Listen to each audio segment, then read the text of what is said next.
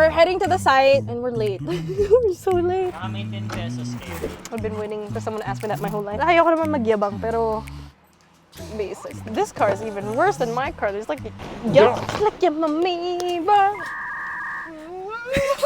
You're on the phone with your girlfriend. She's upset. Here we go. Okay.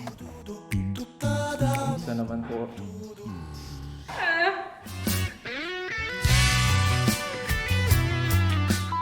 Sabi sa akin ni Darren, let's go downstairs sa basement. Ang dami ko na pong pinanood na horror movie. Hindi po ako bababa dyan basta-basta. Pero since Darren's already there, ako na po next. Kung ikaw ay monster, sino tatargetin mo? Yung 6-footer o yung 5'2"? Wala kaming tripod para sa cellphone.